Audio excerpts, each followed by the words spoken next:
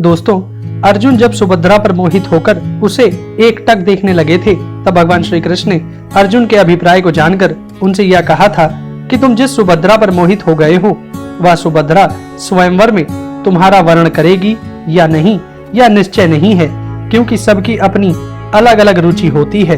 परंतु क्षत्रियों में तो बलपूर्वक हरण करके भी ब्याह करने की नीति होती है। तुम्हारे लिए यही मार्ग ही उचित रहेगा। भगवान श्री कृष्ण के ऐसा कहने पर सुभद्रा के हरण की अनुमति मांगने के लिए धर्मराज युधिष्ठिर के पास अपना दूत भेजा था, तथा धर्मराज युधिष्ठिर ने अर्जुन को इसकी अनुमति भी दे दी थी। युधिष्ठिर की अनुमति मिल जाने के बाद भगवान श्री कृष्ण ने भी अर्जुन को ऐसा करने की सलाह दे दी थी। एक दिन सुभद्रा रेवतक पर्वत पर देव पूजा करने के लिए आई थी। जब वह पूजा करके द्वारका वापस जा रही थी, तभी अर्जुन ने बलपूर्वक सुभद्रा को उठाकर रथ पर बिठा लिया था और अपनी इंद्रप्रस्थ नगरी की तरफ चल पड़े थे। सैनिक सुभद्रा हरण का यह दृश्य देखकर चिल्लाते हुए द्वारका की सुधर्मा सभा में आए थे और सभापाल को सारा हाल कह सुनाया था। तब सभापाल ने क्रोध में आकर युद्ध का डंका बजाने का आदेश दे दिया था। युद्ध के डंके की आवाज सुनकर सभी यदुवंशी वीर एकत्र हो गए थे।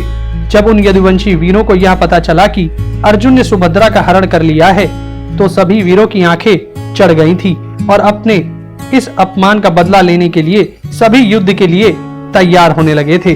तब बलराम जी ने छुपा छुप खड़े भगवान श्री कृष्ण से यह कहा था कि तुम्हारा मित्र समझकर जिस अर्जुन का इतना सत्कार किया गया था, तुम्हारे उस मित्र ने हमारे यदुवंश को इस तरह अपमानित कर दिया है।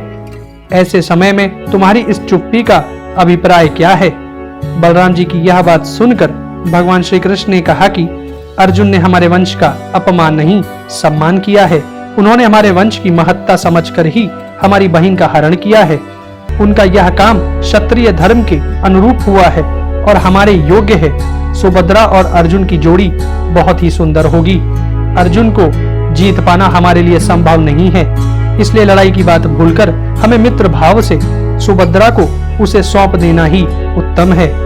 इस प्रकार भगवान श्री कृष्ण ने सभी यदुवंशियों को समझाकर शांत करा दिया था और अर्जुन को सम्मान के साथ वापस बुलवाकर सुभद्रा के साथ उनका विधि पूर्वक विवाह करवा दिया था। विवाह के बाद अर्जुन 1 वर्ष तक सुभद्रा के साथ द्वारका में रहे थे तथा वनवास का शेष समय उन्होंने पुष्कर क्षेत्र में व्यतीत किया था। वनवास के 12 वर्ष पूरे होने पर अर्जुन सुभद्रा के साथ इंद्रप्रस्थ लौट आए थे। अर्जुन और सुभद्रा के इंद्रप्रस्थ आ जाने के बाद भगवान श्री कृष्ण और बलराम जी यदुवंशियों की सेना सहित बहुत सा दहेज का सामान लेकर इंद्रप्रस्थ आए थे और सभी कुछ दिनों तक इंद्रप्रस्थ में रहकर फिर वापस द्वारिकापुरी को चले गए थे। परंतु भगवान श्री कृष्ण कुछ और समय के लिए अपने मित्र अर्जुन के साथ इंद्रप्रस्थ में ही रुक गए थे। समय आने पर सुभद्रा ने अपने गर्भ से एक पुत्र को जन्म दिया था, जिसका नाम अभिमन्यु रखा गया था। भगवान श्री कृष्ण ने अपने उस भांजे अभिमन्यु के सभी संस्कार संपन्न कराए थे। अभिमन्यु ने वेदाध्ययन के बाद अपने पिता अर्जुन से ही धनुर्वेद की शिक्षा ग्रहण करने लगे थे। अभिमन्यु का अस्त्र कौशल देखकर अर्जुन को बड़ी ही प्रसन्नता होती थी।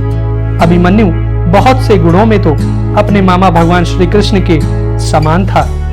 पांडवों की पत्नी द्रौपदी के गर्भ से भी 5 पांडवों के द्वारा 1-1 वर्ष के अंतर पर 5 पुत्र उत्पन्न हुए थे।